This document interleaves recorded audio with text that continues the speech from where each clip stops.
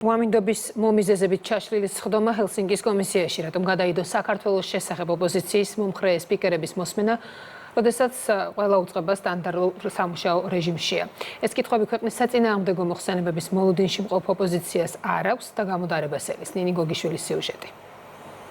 ჩავხედეთ სხვა ჩვენს ამინდის პროგნოზს ვაშინგტონისთვის და მზიანი უნალექო ამინდია და როგორც ჩანს ალბათ ვაშინგტონში ალაგ-ალაგ ქარიქრის. ვაშინგტონში ნამდვილად მზიანი ამინდია, ამიტომაც მხოლოდ ქარის გამო დაგეგმილი ბრიფინგის გადადება ქვეყნის პირველი კანონმდებლისთვისაც კითხვებს ბადებს. დღეს თბილისის დროით 23 საათზე ჰელსინკის კომისიაში საქართველოს შესახებ მოხსენება იყო დაგეგმილი, რომლის გაუქმების ოფიციალურ მიზეზად ამინდი დასახელდა ეს მაშინ, როდესაც ვაშინგტონში ყველა ფედერალური სამსახური მუშაობს. თანამშრომლები კი ამინდის გამო დათხოვნილები არ არიან, რაც ოფიციალური ინფორმაციით დასტურდება. დასახელებული მიზეზის გარდა ჰელსინკის კომისიის მისამართით კითხვები ისმის მოხსენებაზე მიწვეულ პირებთან დაკავშირებითაც.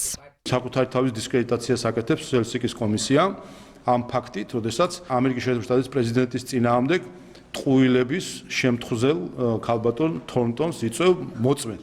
შესაბამისად მისი სანდოობა რამდენად შეიძლება იყოს ასე ვთქვათ სერიოზული კონგრესისთვის, ესეც კი მეტყველებს. ან ვერ ერკვევიან საკითხებში და ვისთან საუბრობენ, ვისთან აქვს საქმე, ასე ვთქვათ და თუ ასეთ ხალხს ეყრდნობიან თავისი აზრის ჩამოსაყალებლად, კარგად ყოფილა რაღაცა. მომხსენებელი ლორა თორნტონი, მასპინძელი კი ჯო ვილსონი, ორივე მათგანის ხელწერა რადიკალური ფრთის მხარდაჭერა და საქართველოში ქაოსისა და არეულობის სახალისება.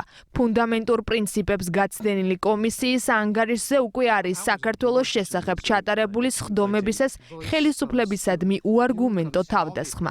ამოცემულობის გათვალისწინებით ნაციონალური მოძრაობა იმედს არ კარგავს, რომ იმავე პირთა მონაწილეობით სხდომა მომავალში მაინც ჩატარდება. ოფიციალური მიზეზი გასაგებია არის უამინდობა, ჰელსინკის კომისია აუცილებლად შეიკრიბება.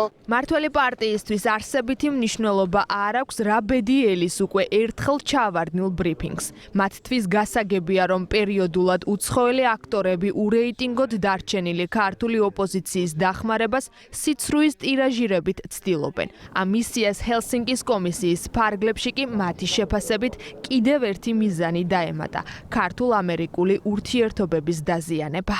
თუ მიზანი არის ორმხრივი ურთიერთობის ხელშეწყობა, ასეთი ღონისძიებები ხელს ნამდვილად არ უწყობს ამ პროცესს. ეს თითოეული ადამიანი, ვინც ამ მოსმენაზე არის მოწვეული, იყო მოწვეული, რა თქმა უნდა, მიზანმიმართულად ყველამ კარგად იცის, რატომ არიან ეს ადამიანები მოწვეულები, რომ მათი მიზანი სწორედ ეს არის, რომ მაქსიმალურად აურიონ და დააზიანონ ქვეყნის იმიჯი. რა სერიოზული მოსმენა და ბრიფინგიც უნდა გამართულიყო ჰელსინკის კომისიაში, ისეთი სერიოზული მიზეზი ჰქონდა ამ მოსმენის გადადებას, როგორც თავად თქვეს, რაღაც მსუბუქმა ზამთრის თოვლმა შეაშინა და მოსმენა გადაიდო. ამ კომისიაზე უნდა მოესმინათ ლორა თორნტონისთვის, რომელიც ქართულ ოპოზიციას აგულიანებდა და ასწავლიდა, როგორ ქონდათ აქციებზე მსხვერპლი იმისთვის, რომ რადიკალური ცვლილებები მიეღწიათ. რამდენადაც მე ვიცი, ვაშინგტონში ფრენები მიმდინარეობს, არაფერი შეფერხება ტრანსპორტს იქ არ აქვს. ვინც უნდა მივიდეს ამ სხდომაზე, ძირითადად ვაშინგტონში იმყოფებიან. მიზეზი ალბათ არის ის, რომ თვითონაც რაღაც ნაწილი ალბათ დაფიქრდა, რომ ლორა თორნტონი მთლად ობიექტურ მსაჯულად ვერ იქნებოდა ამ საკითხში. მით უმეტეს რესპუბლიკური ნაწილი იწვევს ქალს, რომელიც სექსუალურ მანიაკსა და მოძალადეს ეძახის ამერიკის პრეზიდენტს. კომისიის ფარგლებში საქართველოს შესახებ მოხსენებისთვის ოპოზიციის ლობისტმა ჯო ვილსონმა მაკეინის ინსტიტუტის ერთ-ერთი ხელმძღვანელი ლორა თორნტონი მიიწვია, რომლის სახელთანაა დაკავშირებული საპარლამენტო არჩევნებისას ოპოზიციისთვის გაწერილი ინსტრუქცია, რომელიც არეულობასთან ერთად აქციების დროს მსხვერპლის აუცილებლობასაც ითვალისწინებდა.